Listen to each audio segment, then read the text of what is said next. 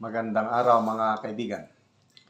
Gusto kong i-share sa inyo, then magbigay ako ng reaksyon. Itong column sa Philippine Star, sinulat ni Mr. Jarius Bundok. Ang title sa kanyang column is Government Repeating What Caused to People Power Revolt. So, sabi ni Mr. Bundok is corruption and injustice ang dahilan kung bakit nagkaroon ng People Power 1 and People Power 2. Yung panahon ni Marcos Sr. and then panahon ni former President Joseph Erat Estrada. Okay. So, sa ngayon, sabi niya, ito, plunder and abuse worsened in the past and present administration. So, medyo mahaba-haba ito. Mayroon siyang binanggit na mga abuse panahon ng Duterte administration. Kaya lang mas marami ngayon itong present administration. Okay? Itong present administration, binanggit niya yung Maharlika Fund na kung saan 25 billion sa DBP and 50 billion from Land Bank. At ngayon, wala na. Tahimik na ang Maharlika Investment Fund. Binanggit din niya dito sa article yung sugar import exclusively yung tinawag ni Senator Risa Hontiveros na government-sponsored cartel. So, that was yung bagong start pa lang ang administration nito. Naging controversial issue itong sugar cartel. Okay. So, sa ngayon, ang mainit na issue, sinasabi niya is yung 119 million Filipinos yung nagrereklamo yung 90 billion fund from PhilHealth na transfer sa National Treasury at gagamitin para sa unprogrammed funds. So, i-discuss natin in detail tungkol yan. Meron din tungkol sa politikos,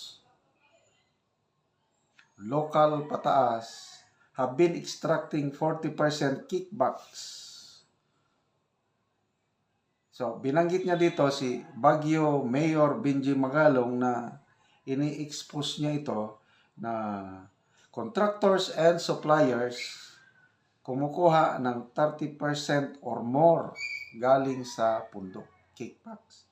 At ito, inuyunan or sinang-ayunan ng dalawa pang mayor, Pasig Mayor Vico Soto and Hagna Bohol Mayor Joseph Ranyola. So, may mga grupo silang mga mayor na pinaglalaban nila ito yung good governance. Okay. Kaya lang, sabi niya, ang ombudsman hasn't checked the lifestyle of politicos. Ano ang paboritong racket ng mga politikos? According to Mr. Bundok is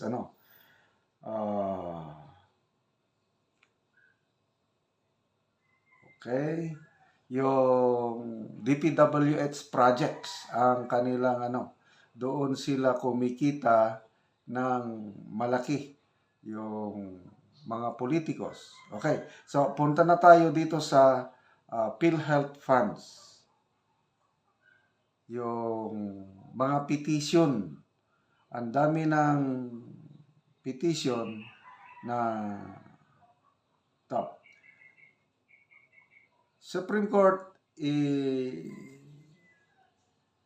okay, ang mga nagpetisyon tungkol sa PhilHealth Fund. Number 1, Senate Minority Leader Coco Pimentel. Nagpetisyon na siya sa Supreme Court questioning itong 90 billion PhilHealth funds na transfer sa National Treasury. nagreklamo din o nag-file din ng petition yung healthcare reformers Dr. Mingita Padilla. Ganon din si UP Economics Professor Cielo Magno.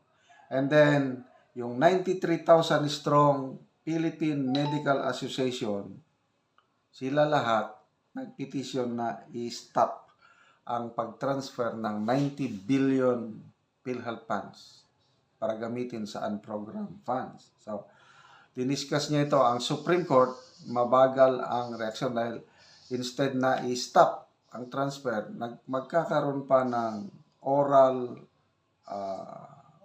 arguments. Sa January 2025 pang oral arguments at sabi ng isang kongresista, si Congressman Rufus Rodriguez, wala na. The hearing will have lost its usefulness. Wala na. I-transfer na, kompleto na ang pag-transfer ng 90 billion. Okay. So, binanggit din niya dito, Mr. Bundok, na retired generals, sabi niya. Some of whom led the 1986 revolt arrested. Hindi mapakali, nag-iingay na yung mga retired generals. Active duty officers are seeking their advice on the social volcano about to erupt, just like before. Okay. So, ito, very specific. 300 retirees have branded together under alyansa ng nagkakaisang mamamayan. Ito na yung formal organization ng mga retirees. Lalabanan nila ang graft and corruption, political dynasties, and election cheating. 6 ang kanilang pangalan. 6 means alyansa ng nagkakaisang mamamayan. Okay. Sino-sino yung mga core group members ng itong 6 alyansa na nagkakaisang mamamayan? Ito, pakinggan nyo. Former Defense Secretary and AFP Chief of Staff Renato de Villa. Okay. Admiral Guerrero Guzman. PCINP Colonel Mariano Santiago. These are all PME graduates. Air Force Colonel Hector Tarazona. Former PMA Superintendent Lieutenant General Edelberto Adan and General Noel de los Reyes. Aside sa mga retirees na ito, mga PMA graduates generals, thousands more have signed up from the National ROTC Alumni Association, Kampilan Peacemakers, and concerned UP Vanguards. So ito, medyo lumalakas na itong grupo ng 6, yung alyansa na nagkakaisang mamamayan. Sinamahan din sila ng clerics, o yung mga religious leaders from the Catholic bishops, Colin Bagaforo of Caritas Philippines. So, Bishop Bagaforo and Jerry Alminaza of San Carlos Diocese. So, 2 bishop.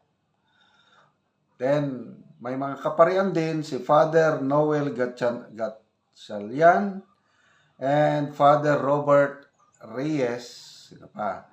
Father Roger del Rosario and Joel Sabalia. Aside sa Catholic bishops and priests, sinamahan din sila ng leaders ng Presbyterian Church. Tapos yung Brotherhood of Christian Businessmen and Professionals, mga influential itong mga members nito.